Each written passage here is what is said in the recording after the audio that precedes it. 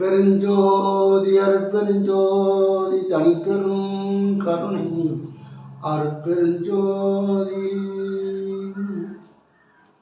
அன்பு ஆன்மீகம் உள்ள நம்மவர்களே, வணக்கம் வணக்கம், வாழ்க வளமுடன். கொண்ட தெய்வ வதனங்களாரும் சீர்கொண்ட தெய்வ வதனங்களாரும் திகழ் கடம்ப தார் கொண்ட பன்னிரு தோள்களும் தாமரை தாள்களும் தார் கொண்ட பன்னிரு தோள்களும் தாமரை தாள்களும் ஓர் கூர் கொண்ட வேலும் மயிலும் கோழிக்கொடியும் ஓர் கூர் கொண்ட வேலும் மயிலும் கோழிக்கொடியும் அருள்தார் கொண்ட வன்மை தனிகாசலம் அருள்தார் கொண்ட வன்மை தனிகாசலம் என் கண்ணுற்றதே. வள்ளல் பெருமான் திருவெற்றியூர்ல முருகனை வழிபாடு செய்யும்போது அவர் வீட்டில் இருக்குமாறு அவங்க அந்நியார் பணிந்ததுனால வீட்டில் மேல் மாடியில் கண்ணாடியில் முருகனை நினைத்து தவம் செய்கிறார். அப்படி கண்ணாடியில் தவம் செய்யும்போது முருகன் நேராக வந்து காட்சி கொடுத்தான். அவன் காட்சி கொடுத்தது சீர்கொண்ட தெய்வ வதனங்கள் 6, 6 12 கை, தார் கொண்ட 12 தோள்களும் தாமரைத்தாள், அதாவது அவருடைய கால் பாதம் தாமரைப்பூ மாதிரி இருந்தது. தாமரை தாள்களும் கூர் கொண்ட வேலும், கூர்மையான வேல், இதை நான் பார்த்தேன் அப்படின்ற கூர் கொண்ட வேலும் மயிலும் கோழிக்கொடியும் அப்படின்னு சொல்றார். அது தார் கொண்ட வன்மை தனிகாசலம், என் கண்ணுற்று நேர பார்த்தேன் அப்படின்றார். இதை நான் நேராக பார்த்தேன் அப்படின்னு சொல்றார். வள்ளல் பெருமானுடைய தாய் என்ன சின்ன ஒரு 5 மாத குழந்தையிலே அவன் தந்தையார் மறைஞ்சிடுறாரு. மறைவுக்கு பின்னே அவங்க சென்னையில் இருக்காங்க. இருக்கும்போது ஒரு தாளாட்டி சீராட்டி உணவு கொடுக்குறாங்க. ஏன்னா கடைசி குழந்தை போயாச்சு, இளம் குழந்தையாச்சு அப்படின்னு. அதுதான் அவர் நினைவு கூர்றார் வள்ளல் பெருமான். தோல் மீதும் ஆர் மீதும் என்னை தாளாட்டி, தோல் மீதும் மார் மீதும் என்னை தாளாட்டி, அப்பங்காரோ ஆரீரோ நீ யாரோ நானாரோ இங்கு பிறந்தாரோ அப்படின்னு அந்த அம்மா பாடுறாங்க. அதாவது குழந்தைய தொட்டிலில் வச்சுட்டு குழந்தை பாட்டு கேட்கும். ஆனால் குழந்தையில கேட்கும், பெருசாக கேட்காது. குழந்தை தாலாட்டு கேட்கும். அந்த தாலாட்டு அதுக்கு ஒரு சத்தமாக இருக்கும். அது தாலாட்டில் தூங்கும். இப்போட இசை ஒரு மருத்துவம்னு சொல்கிறாங்க. இசை போட்டுட்டு உட்காந்தாங்க அந்த உடம்பு ஆரோக்கியமாக ஆகுமா, மூளை நல்லா வேலை செய்யுமா. இசை மருத்துவம்னு இருக்குது. இப்போ பாண்டிச்சேரிலாம் நடக்குது. 1 மணி நேரம் 2 மணி நேரம் இப்போ உட்காந்துருப்பாங்க, இசை ஓடும். அப்போ இசை மருத்துவம்னு சொல்லும்போது தாய் தாளாட்டுறாங்க. தாளாட்டும் போது என்ன சொல்கிறாங்க, அப்போ ஆராரோ ஆரீரோ நீ யாரோ நானாரோ இங்கு பிறந்தாரோ அப்படின்றாங்க. அதோட மட்டும் இல்லை, அப்போ உன்னை பாட்டி அடித்தாளா பால்வாக்கும் கையாளே, இந்த குழந்தை அழுது இல்லை, அதுக்கு இவங்க ஒரு பாட்டு பாடுறாங்க. பாட்டி அடிச்சிட்டாங்களா ஒன்று அப்படின்னு. சித்தி அடித்தாளா உனக்கு சீரூட்டும் கையாளே, அத்தை அடித்தாளாம் உனக்கு அன்னமிடும் கையாளே அப்படின்னு பாடுறாங்க. இப்போ இதெல்லாம் பாடுறாங்க. இந்த தொட்டிலில் குழந்தை போட்டு பாட்டு பாடினா உடனே தூங்க ஆரம்பிச்சிடும். இசை அதெல்லாம் கோயிலெலாம் வந்து இசை வழிபாடு செய்யுது. இசை தான் வந்து கடவுளுக்கு பிரியமானது. அப்படி பாடும்போது இப்போ அம்மா தாலாட்டு பாடுறாங்க என்பது இந்த குழந்தைக்கு தெரியுமா? ஏதோ சத்தம் கேட்குது, தூங்கும், அவ்வளோதான். அவங்க என்ன பாட்டு பாடினாங்கன்றது அதுக்கு தெரியாது. தாலாட்டு பாடும்போது குழந்தைக்கு தெரியாது. அதாவது கடைசியில் நீராட்டுவாங்க. குழந்தை பிறந்தா தாலாட்டுவாங்க, கடைசியில் நீராட்டுவாங்க. இந்த உடம்புல இருக்கிற உயிரானது வெளிப்பட்டு போச்சு அப்படின்னா அங்கே ஒரு அபிஷேகம் மாதிரி எல்லாரும் நீர் கொண்டு வந்து ஊற்றுவாங்க. எண்ணெய் அபிஷேகம், சீக்கா அபிஷேகம்லாம் பண்ணுவாங்க. ஏன்னா அவர் இந்த வீட்டை விட்டு இதோட போகிறாரு, இனிமேல் வரமாட்டார் அப்படின்னு தலையில் வந்து எண்ணெயெல்லாம் தடவி அரப்புத்தூள் போட்டு தண்ணி ஊற்றுவாங்க. ஆனால் நீராட்டும் போது அவருக்கு தெரியுமா? தெரியாது. அன்னை தாலாட்டும் தெரியாது, கடைசியில் நீராட்டும் தெரியாது. ரெண்டுமே தெரியாது. ஒன்றே ஒன்று தான் தெரியும். இருக்கும்போது பாராட்டுறாங்கல்ல, பாராட்டுறாங்க, கை தட்டுறாங்க, பரவாயில்லைங்கன்றாங்க, ஒரு உற்சாகம் கொடுக்குறாங்க. இன்னும் கொஞ்சம் நல்லா பரவாயில்லைங்க, நல்லா இருக்குது அப்படின்னு சொல்கிறாங்கல்ல, அதுதான் வந்து பேச்சாளருக்கு ஒரு மகிழ்ச்சி, ஒரு உற்சாகம் கொடுப்பாங்க. ஆனால் அது ஒரு சிலர் வந்து அந்த உற்சாகம் கொடுக்காட்டாலும் பரவாயில்லை, திட்டாமல் இருந்தால் போதும். அவங்க திட்டுவாங்க சில பேர்.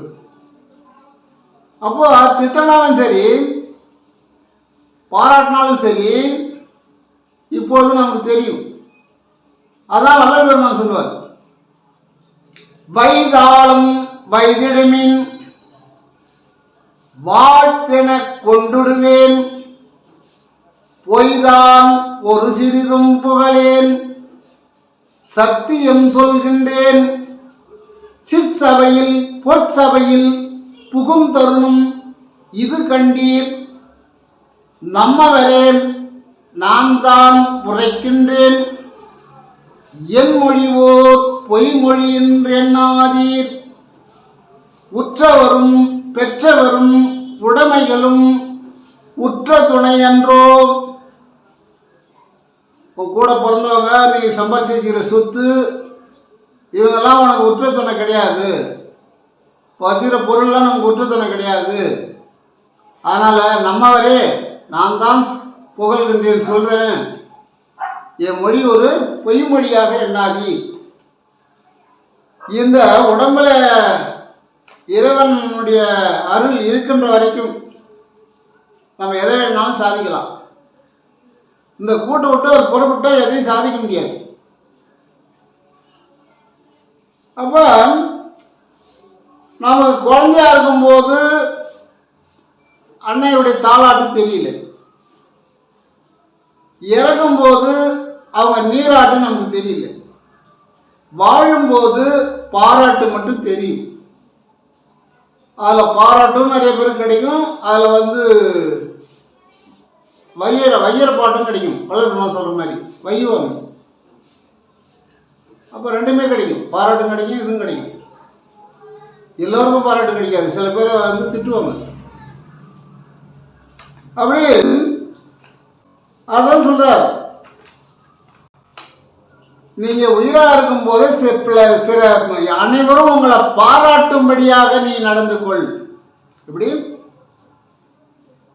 அது ஒரு 5% வயதுன்னு கிடக்கும், அது வகுத்தரிசியில் இருக்குது, அது திடீர்னு கிடக்கும், அதை விட்டுரு. ஆனால் எல்லோரும் பரவாயில்ல, அவர் சொன்னது சரிதான் அப்படின்ற மாதிரி நீ நல்ல கருத்துக்களை நல்லதை செஞ்சுக்கிட்டே இரு, விடாது செய். இடையில எவ்வளோ இடர் வரும். மாணிக்க வாசலுக்கு வந்ததை விட நமக்கு கம்மி. மாணிக்க வாசலுக்கு எவ்வளோ இடர்லாம் வந்தது. மாணிக்க வாசலை கொண்டு போய் ஆற்றுல புதைக்கிறாங்க, உயிரோடு புதைக்கிறாங்க ஆற்றுல, கழுத்தை மட்டும் வெளியே விட்டுட்டாங்க, உயிர் போயிடும். அதுவும் சித்திரை மாதம் வெயிலில் ஒரு ஆற்றுல மணலில் கொண்டு போய் ஒரு ஆளை உயிரோடு வச்சு தலையை மட்டும் வெளியே காமிச்சு புதைச்சா அங்கே அடிக்கிற அனல் எப்படி இருக்கும்? அந்த காலத்தில் அப்படிலாம் தண்டனை கொடுத்துருக்காங்க ராஜாக்கள். அப்போ அந்த சிவன் தான் அவங்கள சோதனை பண்ணுறான்னா அவர் சிவனை நினச்சி மனம் உருகிறார். சிவன் சும்மா இருப்பானா? தன்னுடைய பக்தனுக்கு அதிகமான ஆபத்து வந்து போச்சுன்னா அவன் ஓடி ஓடி வருவான். வள்ளல் பெருமான் ஓர் இரவில் தென்னையில் ஒரு மூலையில் பசியோடு நான் படுத்துறங்க, ஓர் இரவில் தென்னையில் ஒரு மூலையில் பசியோடு நான் படுத்துறங்க, என்னை தேடி வந்து உணவளித்த அன்னையே அப்படின்றார். இது நடந்தது. ஒரு நாள் பசியோடு படுத்துட்டார் தென்னையில். அன்னியம்மா எப்போ எழுப்புறது, தூங்குறாங்க. ஏன்னா தூங்குறவங்களாம் எழுப்பக்கூடாதுன்னு ஒரு மரபு இருக்குது. ஒரு எழுப்பக்கூடாது, தூங்குறாங்களாம் அவங்கள போய் எழுப்பக்கூடாது. ஆனால் வள்ளல் பெருமான் தூங்கும்போது இந்த வடிவுடைய அம்மை வந்து தன்னுடைய அண்ணி உருவில் வந்து மெல்ல கூப்பிட்றாங்களாம், தம்பி தம்பி தம்பி தம்பி அப்படின்னு கூப்பிட்றாங்க. ஏன்னு கேட்டால் வந்தது வடிவுடைய அம்மன் தெரியக்கூடாது ஒன்று. அதே சமயத்தில் வேற யாராவது ஒரு உருவத்தில் வந்தால் சாப்பிட மாட்டார், வேணான்றார். ஆனால் அண்ணி கொடுத்தா சாப்பிடுவார் இல்லை. அதனால் அண்ணி உருவில் வந்து ஓர் இரவு ஒரு மூலையில் திண்ணையில் பசியோடு நான் படுத்துறங்க, என் நேர் உறவே வந்து நேரா வந்து என்னை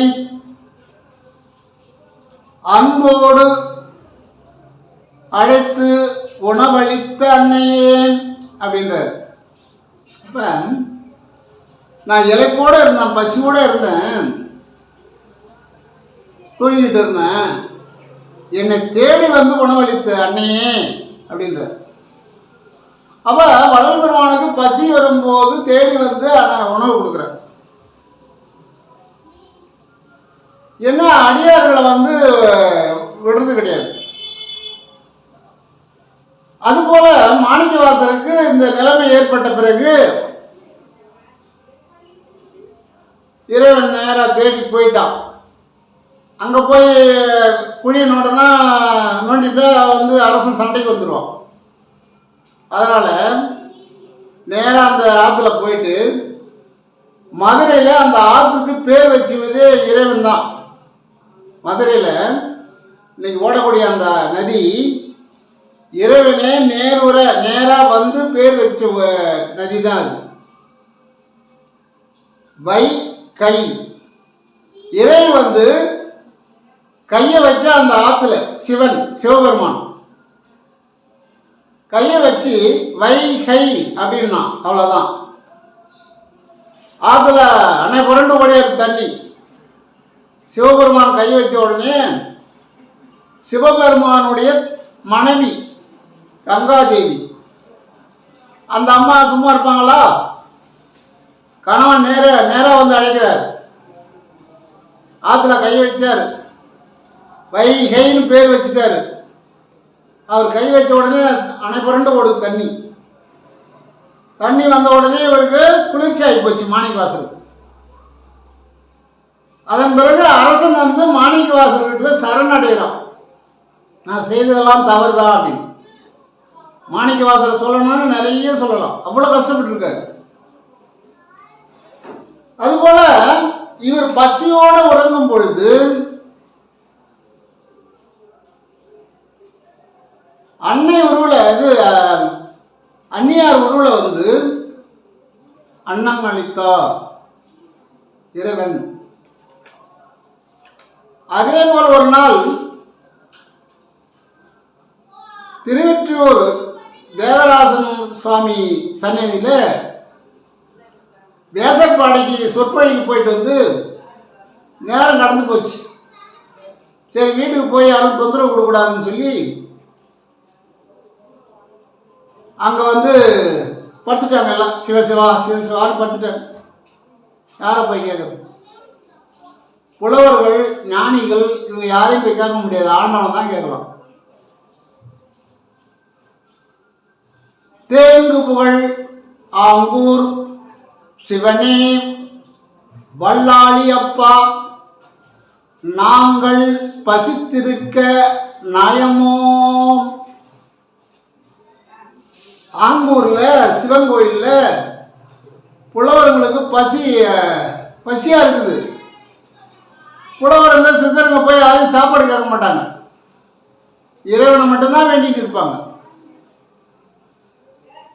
உண்ணும் போதும் உறங்கும் போதும் எண்ணும் போதும், உன்னை எண்ணும் போதும் உண்ணும் போதும் உறங்கும் போதும் உன் நினைவாக தான் இருப்போம். சத்தா அந்த நிலையிலே இருப்பாங்க. அதனால சிவபெருமான் அவங்களுக்கு ஆகாரம் கொடுத்தார் ஆங்கூரில். அதுபோல் இவங்க வந்து சென்னையில் திருவெற்றியூரில் தேவராஜ பெருமாள் கோயிலில், பெருமாள் கோயில் சிவனுடைய கோயில், அந்த கோயிலில் இவங்க பசியோடு வந்து சிவசிவா நீ தான் எல்லாம், நாங்கள் யாரை போய் சோறு கேட்கறதுன்னு பார்த்துட்டாங்க. பாதி இரவில் எழுந்தருளி பாவியே என்று என்னை எழுப்பி சொல்றார். பாதி இரவில் வந்து பூசாரி வந்து, இந்த கோயில் பூசாரி, சாமி சாமி எழுந்துருங்க எழுந்துருங்க அப்படின்றாரோ. கண்வீழ்ச்சி பார்த்தா பூசாரி நிற்கிறார். என்ன பூசாரி அப்படின்னு கேட்டால், சாப்பாடு கொண்டு வந்தேன் சாப்பிடுங்க அப்படின்னு சொல்கிறார். சாப்பாடு இவங்க தான் பசியோடு இருக்காங்களா, சும்மா இருப்பாங்களா? தேவாமிர்தம் மாதிரி இவங்களுக்கு, தேவாமிர்தம் கடிச்சு போச்சுன்ற மாதிரி பசி. பசி ருசி அறியாது, நித்தரை சுகம் அறியாது. நல்ல தூக்கம் வந்துடுதுன்னா எந்த பாய் பார்க்க மாட்டான், தலைகாணி பார்க்க மாட்டான், பெட்ஷீட் பார்க்க மாட்டான், எதையும் பார்க்க மாட்டான். ஆமாடில் எங்கே வேணால் படுத்துங்குவோம். அதான் பசி அதிகமாக இருந்தால் ருசி இருக்காது. பசி ருசி அறியாது, நித்தரை சுகம் அறியாது. தூக்கம் வரலன்னா தான் பெட்ஷீட்டு போடுறது, பெட்டு போடுறது, அது மேலே ஒரு பாயை போடுறது, அப்புறம் அப்படி படுக்கிறது, கொசு வலை கட்டுறது, இல்லை ஏசி போடுறது, அவங்க தகுதிக்கு தகுந்த மாதிரி செஞ்சுக்குவாங்க. அப்போ தூக்கம் வரல, தூக்கம் வராதனால இதெல்லாம் செஞ்சுட்டு இருக்காங்க. நல்ல தூக்கம் வந்தால் கீழே பூமியில் படுத்துருவான்.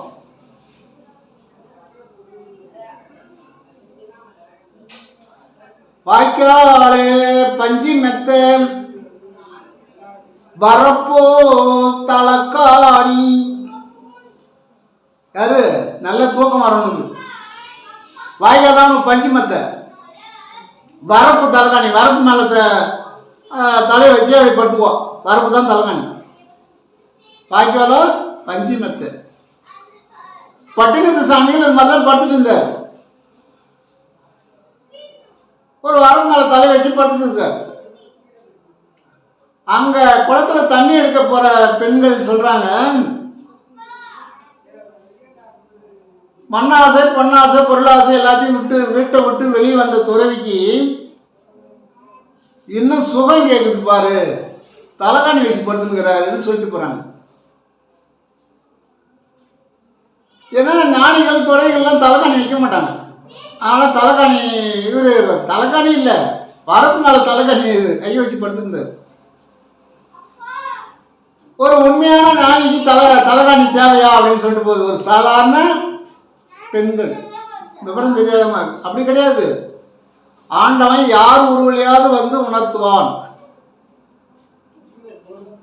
அப்படி சொல்லும்போது அவர் என்ன பண்ணாரு, சரி தப்பு தான் அப்படின்னு சொல்லி அந்த தலைகாணியை அந்த தலையை எடுத்து கீழே வச்சுட்டார். கீழே வைக்கும்போது அந்த பெண்கள் மறுபடியும் அந்த வழியாக வராங்க. வரும்போது அவங்க என்ன சொல்கிறாங்க, உண்மையான நாணியாக இருந்தால் நம்ம சொல்கிறது கேட்டிருக்காது, பொய்யான ஆள் நம்ம சொன்னதை கேட்டு தலையை இறக்கி கீழே வச்சுக்கிறான் பாருன்னு சொல்லிட்டு போனாங்க. அதான் நம்மவர்கள் என்ன பண்ணுவோம்னு கேட்டால், வாழவும் விட மாட்டாங்க, சாகவும் விட மாட்டாங்க. வாழ்ந்தாலும் புறப்படுவாங்க, தாழ்ந்தாலும் இறக்கப்படுவாங்க, இறந்தாலும் இறக்கப்படுவாங்க. அதுபோல் பட்டினத்தாடிகளுக்கு அப்படி நேர்ந்தது. வள்ளல் பெருமானுக்கு பூசாரி வெடியில் வந்து ஆகாரம் கொடுக்குறார். சாப்பிட்டார். 4 பேர் கூட சாப்பிட்டாங்க. சாப்பிட்டு காலையில் திரும்ப காலையில் எல்லாம் குளிச்சுட்டு கோயிலுக்கு போயிட்டு பூசாரி எங்கன்னு கேட்டால், பூசாரி ஊருக்கு போய் 2 நாள் ஆகுதுன்னு சொல்கிறாங்க, வெளியூருக்கு போயிட்டாரு. அப்போ இல்லையே, நைட்டு இரவு வந்து எங்களுக்கு சாப்பாடு கொடுத்தாரு. நைட்டுன்னா இங்கிலீஷ் இருக்குது. இரவு வந்து எங்களுக்கு சாப்பாடு உணவு கொடுத்தாரு பூசாரி. இனி எழுப்பினார, சாமி சாமின்னு மெல்ல குரலில் எழுப்பினார். ஏன்னா தூக்கத்தில் ஒழுங்கா அதிகமாக சத்தம் போட்டு எழுப்பக்கூடாது. அவங்க அலண்டு இறந்தாங்கன்னா பஞ்சபோதங்களும் ஒன்று சேராது. பஞ்சபோதங்களும் வெளியில் ஒரு போதத்தை விட்டுட்டு 4 போதம் வெளியில் தெரிஞ்சிட்டு இருக்கும். அதனால தான் மெல்ல கூப்பிடுவாங்க. இல்லைண்ணா நைட்டு வந்து பூசாரி தான் எங்களுக்கு சாப்பாடு கொடுத்தாரு, ஏம்பா வீட்டு கூட போய் கிளம்பா, போய் 2 நாள் ஆகுதுண்ணா.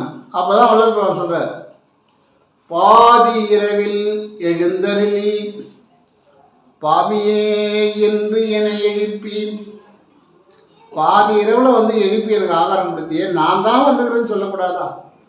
உன் பாதத்தை அப்படியே இருக்க கட்டி பிடிச்சிட்டு இருக்கேன் அப்படின்னா.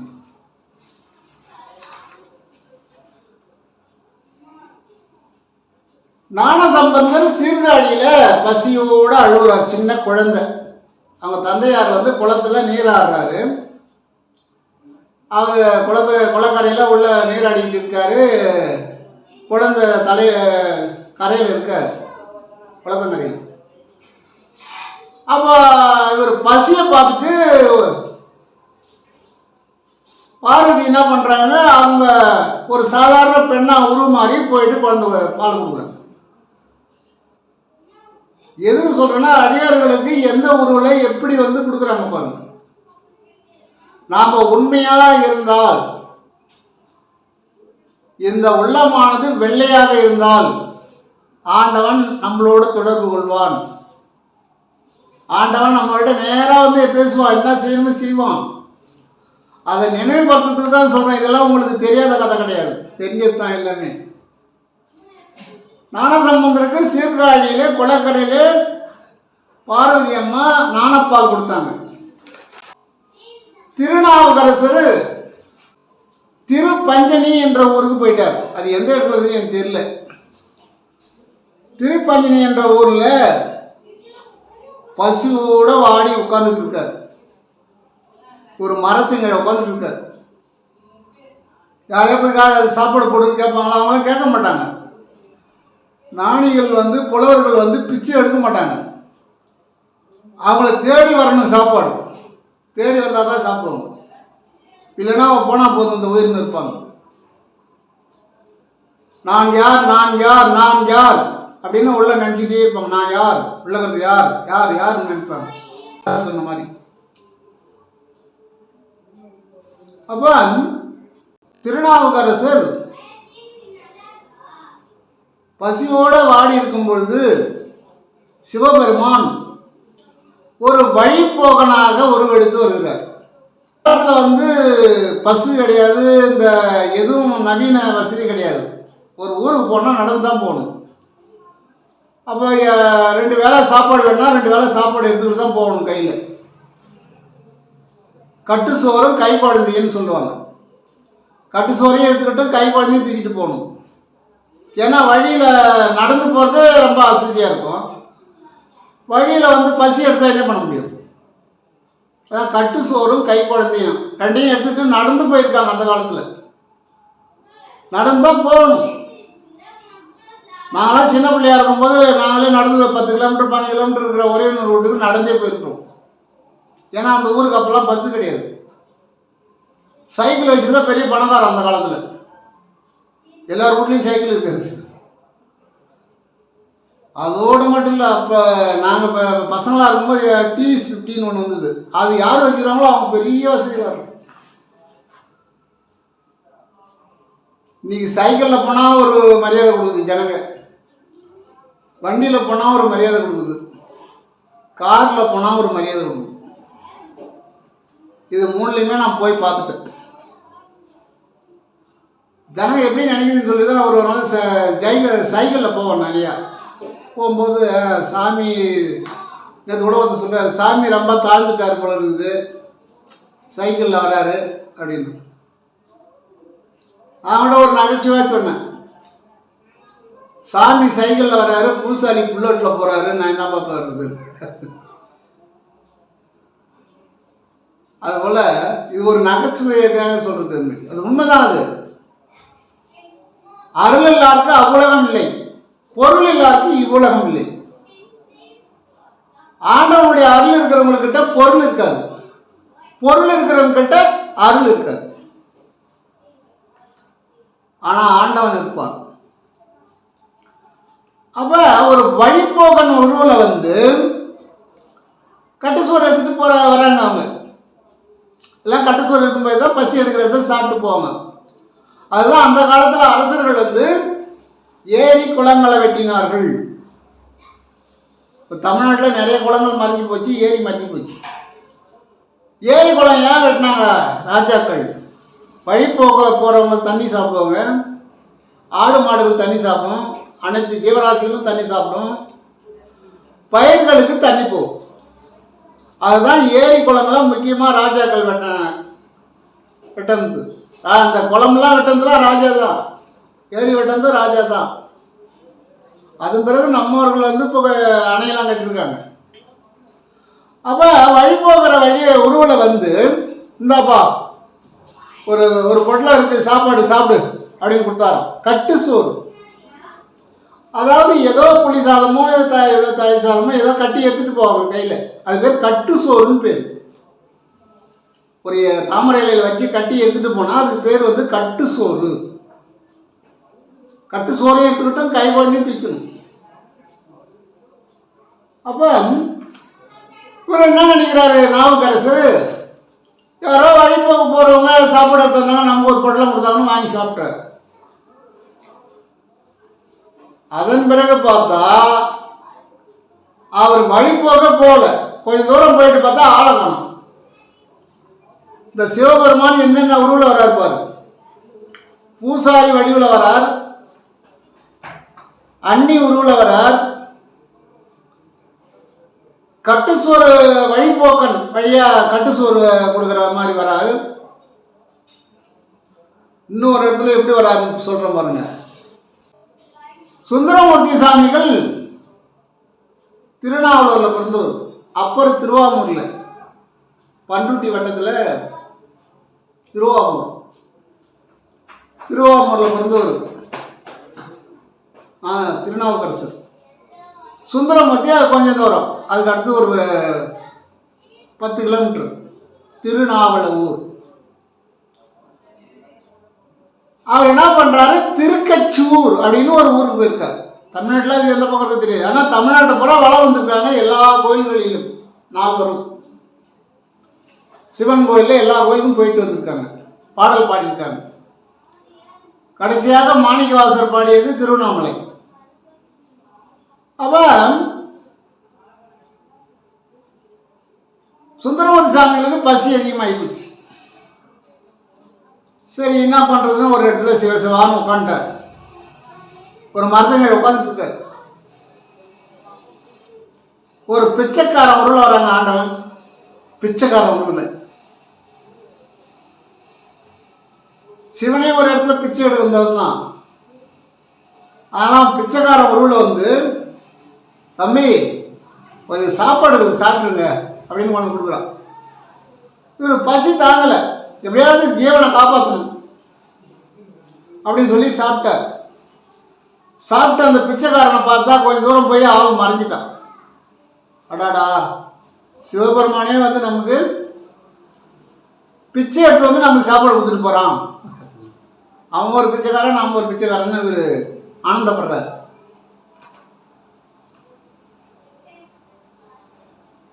அப்போ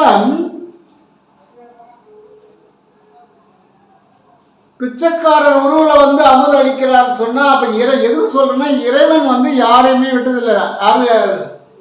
அவங்களுடைய உண்மையான பக்தி மார்க்கத்தில் உண்மையாக இருக்கிறவங்களுக்கு.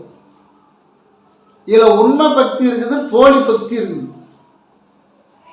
போலி பக்தியால் தான் உண்மையாக இருக்கிறவங்களுக்கெல்லாம் பேருக்கு எல்லாரும் ஒரே தட்டில் வச்சு எடை போடுறாங்க. ரெண்டுமே இருக்குது. நெல் இருந்தால் புல் இருக்கும். நெல் விளையாடுற இடத்துல தான் புல் இருக்கும் கண்டிப்பாக. அதுபோல் நல்லவங்க இருக்கிற இடத்துல கெட்டவங்க தான் இருப்பாங்க.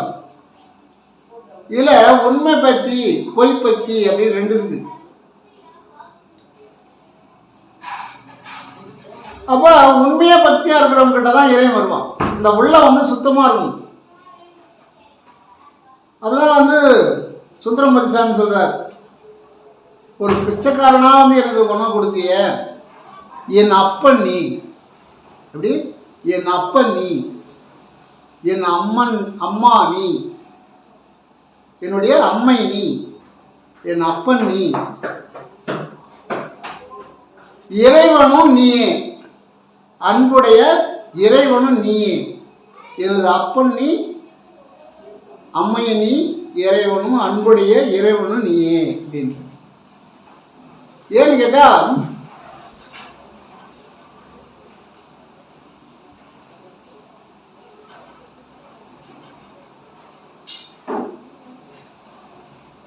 ஒரு குழந்தைக்கு முத வந்து கரு உண்டாகிற இடமே அண்ணன் இது அப்பா தான். அங்கே 60 நாள் வந்து இந்த சிக்கலமானது கருவாக உருவாகி அதன் பிறகு தாயிடத்தில் வந்து தான் இந்த உருவை கட்டிட்டு வருது. அப்போ முதல்ல நம்ம வளர்ந்த இடம் எங்கன்னு கேட்டால் அப்பா. அதான் எனது அப்பன் நீ. 60 நாள் அந்த சுக்கில கையில் நம்முடைய கருவானது உருவாகி தான் தாயிடத்தில் வருது. அதன் பிறகு தான் அன்னை நீனார்.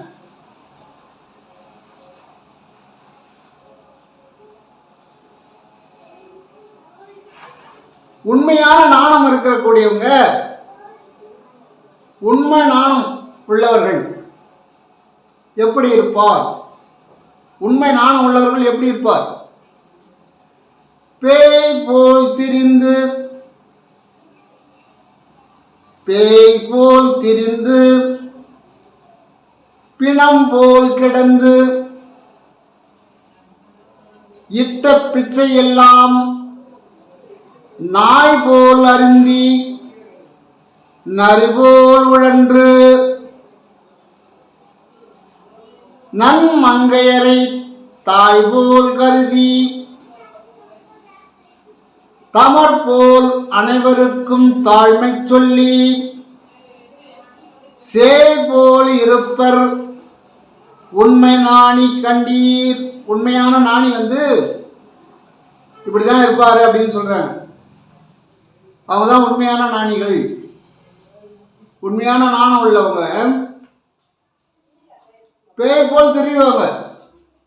அதான் அப்புறம் நாம் மாணிக்க வாசல் ஞாபகரசெல்லாம் என்ன பண்ணுறாங்க, எல்லா ஊரையும் சுற்றி வராங்க.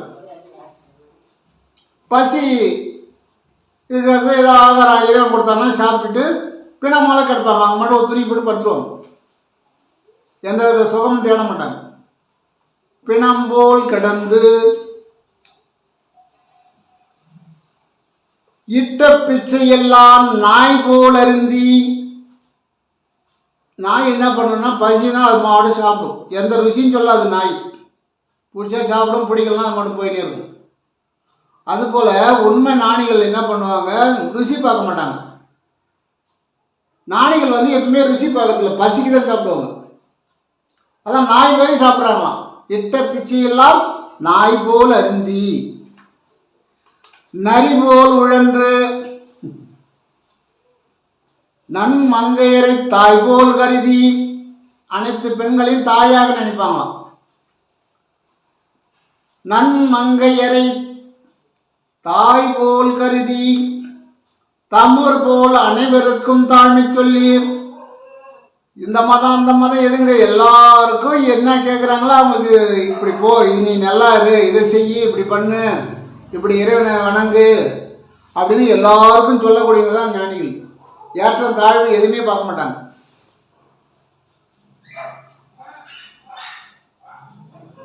சேய் போல் இருப்பார் உண்மை ஞானிகள். எல்லாருக்கும் குழந்தை மாதிரி இருப்பாங்க, குழந்தை மாதிரி தான் பேசுவாங்க. எல்லா ஞானிகளும் சொல்றது இந்த பட்டணத்தாடிகளும் சொல்றாரு கஷ்டப்படுற காலத்துல, என் செயலால் ஆவது யாதொன்றுமில்லை, என் செயலால் ஆவது யாதொன்றுமில்லை, உன் செயலே என்று உணரப் பெற்றேன். இந்த ஊன் உடம்பு எடுத்த பின் செய்த தீவினையோம், இந்த ஊன் உடம்பு எடுத்த பின் செய்த தீவினையோம் யாதொன்றும் இல்லை பிறப்பதற்கு. ஏற்கனவே ஏதாவது தீங்கு செஞ்சுட்டேன்னு நான் தெரியல, இனிமே யாதும் இல்லை நான் பிறக்கிறதுக்கு அப்படின்னு சொல்றாரு. யாதொன்றும் இல்லை பிறப்பதற்கு, இது முன் செய்த தீவினையோ, நீ கஷ்டப்படுறதெல்லாம் போன பிறவில செய்த தீவினையோ, இந்த ஊன் உடம்பு இடத்துலேருந்து நான் எந்த தீவினையும் செய்யலை, யாருக்கும் தவறு செய்யலை, எல்லாரும் நன்மை தான் செஞ்சேன், நல்லது தான் பார்த்தேன், நல்லது தான் கேட்டேன், நல்லது தான் செஞ்சேன் அப்படின்னு சொல்கிறேன். மரணம் என்பது யமன்கிட்ட இருக்கிற ஒயில். நம்முடைய மரணம் யார் கையில் இருக்குது? யமன்கிட்ட இருக்குது. மரணம் என்பது யமனுடைய ஒயில்.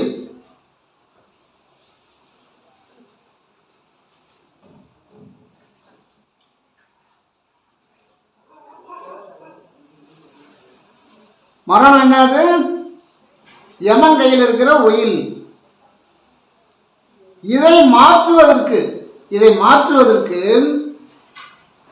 மாற்றுவது ரொம்ப எளிமை. முருகனின் மயில்.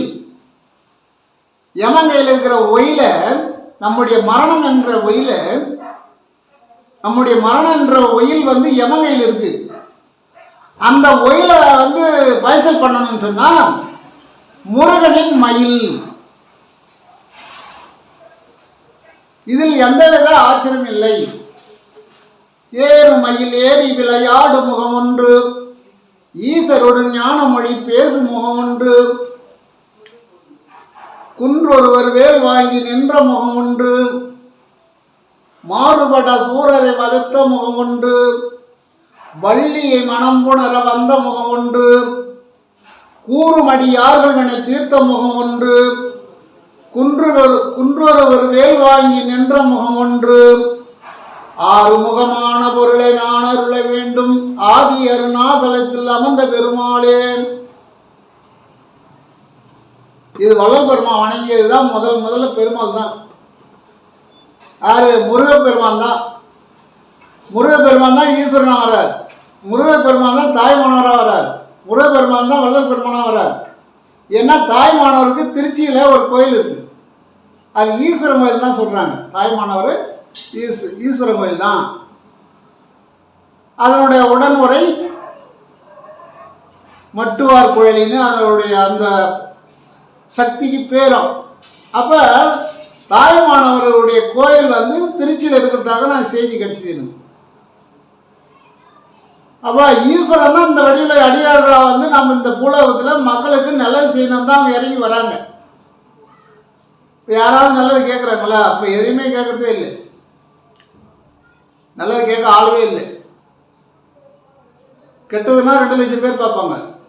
ஒரு நல்ல செய்தியை உள்ளே வாங்கி உள்ளே வைக்கணும், வெளியே விடக்கூடாது. இந்த காதில் வாங்கி இந்த மூளையில் செலுத்தணும் நல்ல செய்தி. அதனால ஆணைக்கும் அடிசலங்கன்னு சொல்லுவாங்க. குற்றமில்லாத யாரும் பேச முடியாது. எப்பேற்பட்டவங்களுக்கும் வல்லினம் மெல்லினத்தோடு பேச முடியாது. ஏதாவது ஒரு தவறு இருக்கும். அதை விட்டு நல்லவைகளை எடுத்துக்கொள்ளுங்கள் என்று மிக்க தாழ்மையோடு தங்கள் பாதங்களை விட்டு வணங்கி விடைபெறுகிறேன். அருட்பெருஞ்சோதி அருட்பெருஞ்சோதி.